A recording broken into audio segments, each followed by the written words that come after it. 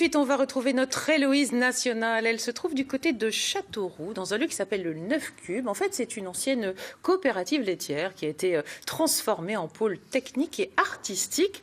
Bonjour Héloïse.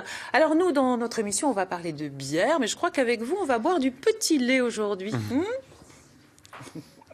Ah oui, joli, joli. Bonjour Frédéric, bonjour à tous. Alors, je vais sûrement un peu vous surprendre, mais dans une salle de concert, ça fait bien longtemps qu'on ne boit plus de petit lait, on boit plutôt de la bière, un petit peu comme vous. Bah oui, regardez cette salle de concert. Alors, on est dans la matinée, forcément, elle est en train de s'animer tout doucement. Ici, c'est la salle de spectacle du 9 Cubes, vous l'avez dit, ancienne coopérative laitière qui marque encore ce lieu. Vous allez voir, on va en parler tout au long de cette émission. C'est devenu, vous l'avez dit, un pôle technique, artistique, un lieu où plein d'univers se mélangent, du théâtre, de la musique, du son, bref, plein de choses. Vous allez voir, il se passe énormément de choses. Il y a plein d'associations qui se sont greffées à ce lieu et ce sont elles qu'on va vous présenter ce matin. Entre autres choses, vous allez voir, ça va être délicieux. Ça aura un petit peu le goût du lait, un petit peu le goût de la bière, mais ce sera fabuleux. Exactement, et vous parlez musique et convivialité, ici aussi, c'est le mot d'ordre. Alors voici Charles qui est président de l'association Bérillet et Yves Doudou, voilà, comme on l'appelle ici. Merci pour l'accueil ce matin dans un lieu absolument fabuleux, une ancienne société laitière, c'est ça, pas une coopérative laitière. Je me suis trompée quand j'ai dit ça tout à l'heure. C'est vrai, c'est ça, c'est l'origine de ce lieu. Qui a élevé les Castelroussins, les petits Castelroussins des années 50 jusqu'aux années 80. Et du coup, vous poursuivez dans cette logique-là, mais vous les élevez à base de bonne musique. Musique, de danse, de théâtre. C'est pas mal du tout. Quand est-ce que naît cette structure et comment, en fait, ça, c'est plutôt... Alors ouais, c'est en 2006 moi que j'ai découvert ce bâtiment. Enfin, je le connaissais déjà parce que je suis d'origine de Châteauroux. Voilà. Mais en fait, je cherchais un nouveau local pour abriter la société Immédiat qui fait de la location de matériel. Voilà. Et je suis tombé sur ce bâtiment. Et là, j'ai vu tout de suite qu'on pouvait faire une salle de concert, accueillir d'autres gens, une radio entre autres qu'on va voir tout à l'heure. Enfin bon. Un pôle technique artistique. Une sorte de chaudron culturel. De complexe technique artistique, multi-technico-artistique. Et qui s'est finalement, qui a grandi au fil du temps. Bien sûr, avec les gens qui rapportent un petit peu, qui rapportent tout ça et qui montent des projets ensemble, quoi. Donc là, en fait, on est dans votre partie à vous. Il y a tout votre stockage de matériel qui sert à organiser des choses ici à la salle de concert. On va découvrir un petit peu. Et à l'extérieur aussi. À l'extérieur, bien sûr, sur des festivals, festival d'art, festival des luthiers, enfin pas mal de festivals du coin, quoi. Voilà. Tout ce qui peut être son, lumière, structure. Voilà. On intervient aussi dans l'événementiel. Voilà. On intervient sur des mariages, bien sûr, des gros mariages. On fait aussi de la petite location pour des soirées privées. Enfin. Et en fait, c'est vous qui, au départ, fédérez un petit peu tout le monde. Donc, il y a c'est de ma faute. Société, c'est de ma faute. J'espère que vous culpabilisez à mort. Bien sûr. Tout démarre avec vous, mais derrière, donc, se greffe tout un tas d'associations. Vous, c'est une société privée, mais vous êtes à la tête de l'association Bérillet. Tout à fait. Et donc, qu'est-ce qu'elle fait, cette association, la vôtre? Parce qu'il y en a d'autres ici. Bérillet va se charger de la programmation dans la salle du 9 Cubes. Et on termine la saison culturelle par un festival qui aura lieu dans une petite quinzaine de jours. C'est un petit peu pour ça que je suis venue, parce que je sais que vous avez besoin d'un coup de main en plus sur ce festival. Vous avez lancé un financement participatif, tout à fait, voilà. On a fait tourner le chapeau. Et oui, on est dans le monde artistique. Tout à fait. Donc, on va occuper la salle pendant 2 soirs. Le vendredi 24 et le samedi 25. C'est ça. Avec donc des concerts qui est c'est votre cœur d'activité à vous, Bérillet. Il se passe quoi dans cette salle de spectacle tout au long de l'année? Toute l'année, on va accueillir un certain nombre de spectacles de tous horizons. C'est-à-dire, il n'y a vraiment pas que du concert, il y a de tout. On va retrouver les associations qui sont présentes sur le site, c'est un moyen d'expression intéressant pour eux, de pouvoir moduler la salle pour accueillir pièces de théâtre, danse et bien sûr de la musique actuelle. D'accord. Et il me semble aussi que vous avez des personnes qui viennent se former. Alors, il y a ce côté-là aussi. C'est en relation avec les formations d'Issoudun. Il y a des techniciens qui viennent se former, la régie plateau, la régie son, la régie lumière. Et aussi aux accroches, entre autres, les accroches de projecteurs, les accroches de structures. Voilà. C'est vraiment un site professionnel.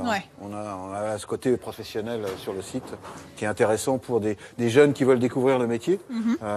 C'est une mise en chantier qui est intéressantes. Et pour des groupes alors que vous programmez ici, vous programmez quoi? Des groupes que vous avez envie d'accompagner et d'élever, ou plutôt des groupes qui sont confirmés, ou alors on a les deux cas de figure. Mélange des deux. Voilà, on a vraiment les deux cas de figure. Vous voyez, ce matin, on a un petit groupe là qui, pour prendre leur marque, pour monter un spectacle, vont se retrouver et faire quelques répétitions, lumière, son, décor, pourquoi pas.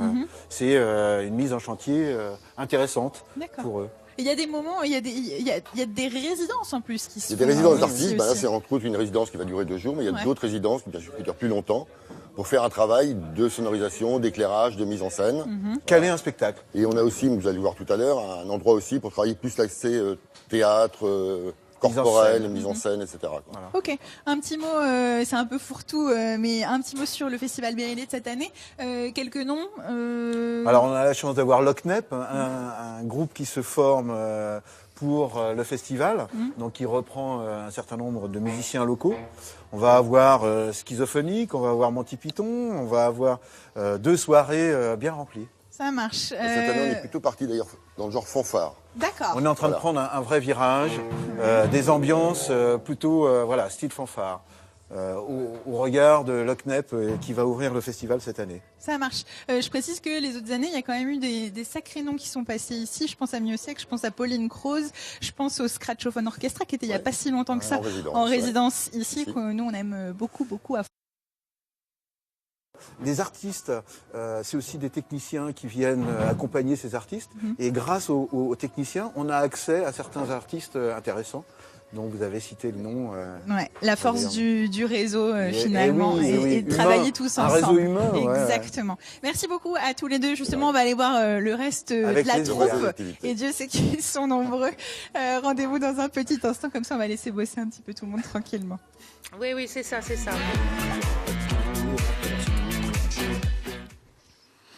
Exactement, et là je vais vous faire découvrir un autre espace hyper intéressant de cette structure. Regardez, ça s'appelle le chauffoir.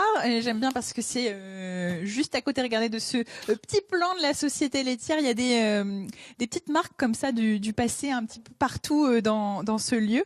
Et donc là je vais aller retrouver Francis. Bonjour Francis. Bonjour. Dites donc, ça fait un grand bureau pour vous tout seul. Hein. Ouais, ce matin c'est bureau, mais en même temps j'ai besoin de l'espace pour pouvoir bouger un peu quand j'ai envie, pour me dégourdir les jambes. Ça marche. Ici, c'est votre espace, mais là aussi, c'est un espace partagé. Parce qu'ici, on partage vraiment tout. Ouais, c'est un espace partagé. On est 3 compagnies à l'utiliser, à le co-gérer d'ailleurs.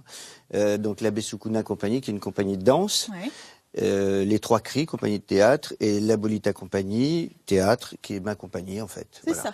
Et en gros, on a un musicien aussi qui est souvent là. Des instruments. D'où les instruments qui sont tous là-bas. Qui accompagne les ateliers chorégraphiques et tout, et qui fait partie un peu aussi du staff d'organisation. Guillaume Rivière, qui est Et alors, qu'est-ce qui se passe ici généralement? Une semaine ici, qu'est-ce qu'on a? Il y a le calendrier. Il s'est mis en veille, mais sinon il y avait le calendrier d'affiches. J'aurais pu vous le montrer directement. En gros, par exemple, cette semaine, on a 2 jours de répétition. Mardi soir, il y a un atelier tango, qui est un atelier régulier, qui se fait là tout le temps. Qu'est-ce qu'on a encore? Jeudi, jeudi.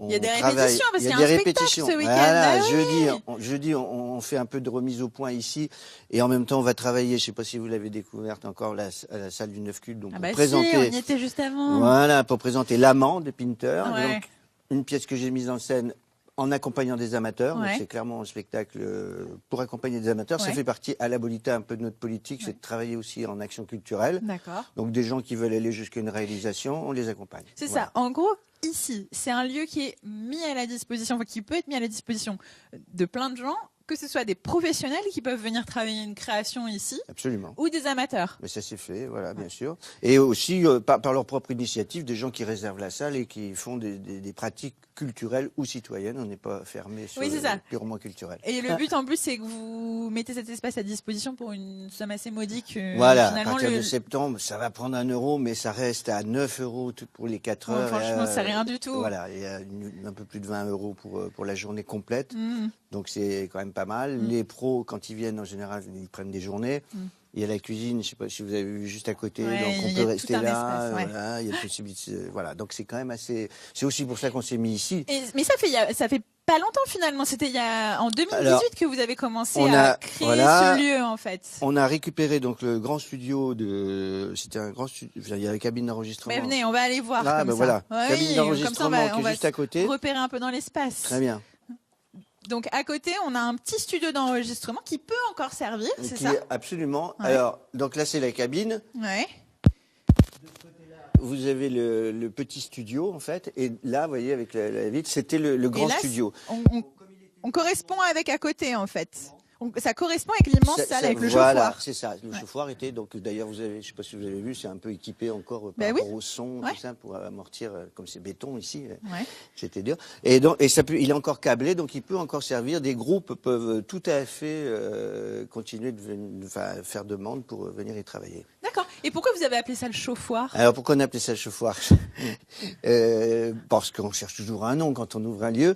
Et donc l'idée, c'était d'avoir un rapport avec le théâtre. Et moi, j'ai découvert que dans les hospices au Moyen-Âge, tout ça, la seule salle qui était chauffée était le chauffoir.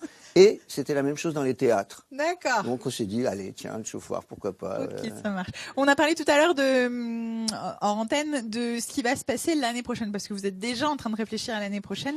Oui. Il va y avoir tout un tas de stages. Là aussi, c'est ouvert moyennant finance, évidemment. Alors, voilà, bien à sûr. l'extérieur. Il y a quoi? J'ai vu, il y a du flamenco. L'année prochaine, il y a la flamenco, il y a du hip-hop, il y a de la danse contemporaine. Il y a Hervé Diasnaz qui revient avec ce mouvement dansé, préparation au mouvement dansé, quelqu'un qui est déjà vu cette année, parce qu'on organise effectivement des stages aussi. Donc on fait toujours des artistes extérieurs qui viennent. Et l'année prochaine, on aura à nouveau un stage d'écriture avec Aziz Stano. Ouais. Et on aura un stage de théâtre qui est en train de se monter. On aura un stage assez original de travail avec un rétroprojecteur. Vous voyez ce que c'est, la création rétroprojecteur, c'est quelqu'un qui vient, voilà, et du beatbox aussi. Et du beatbox aussi, mais c'est hyper varié. Merci beaucoup. Mais vous nous avez mis l'eau à la bouche, franchement, vous l'avez vu, il se passe énormément de choses. Alors tout à l'heure on parlait de musique, là on vous a parlé beaucoup de théâtre et de danse. Et ben on va enchaîner avec quelque chose qui rassemble peut-être un petit peu tout ça. On va aller voir une radio associative parce que oui, il y a ça aussi ici. Exactement, et là on est dans les locaux de la radio Balistique, radio associative à la tête de laquelle se trouve Benoît. Bonjour, merci beaucoup. Bonjour. Je suis contente qu'on perturbe pas trop les antennes parce que vous êtes un petit peu comme le reste du complexe ici, vous animez la nuit finalement, ou du moins en fin de journée à chaque fois, c'est ça? C'est ça, c'est surtout les bénévoles en fait qui animent la radio. Moi je suis là pour gérer la radio et toute l'association bien sûr. Voilà. 10 ans, même plus, quasiment 11 ans, cette radio associative, c'est énorme. Ouais, oui. Depuis le 16 août 2008, on émet sur les ondes du 103 FM. Voilà, c'est un projet qui a débuté il y a 15 ans, parce que l'association date de décembre 2004. Ouais. Et qu'est-ce qui déclenche le démarrage de cette radio? Pourquoi? Alors pourquoi c'est trois amis qui se sont dit voilà, on était le seul département à ne pas avoir de radio associative. Donc voilà, et puis ils se reconnaissaient pas avec le paysage musical, en tout cas des radios nationales.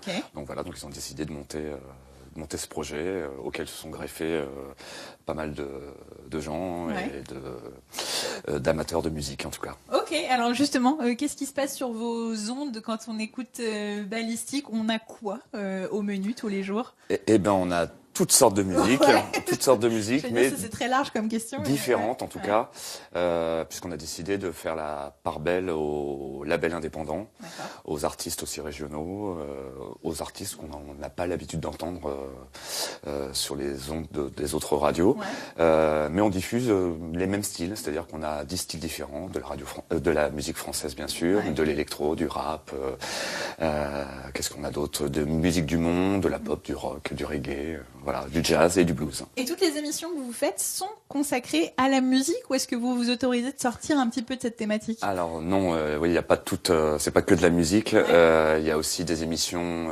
sur la cuisine, sur la bande dessinée, sur la littérature. Et il y a pas mal de petites chroniques aussi sur le développement durable, sur les associations. Voilà. Et alors elle tient grâce à quoi cette radio, vous le disiez, des bénévoles? Ça représente combien de personnes en fait?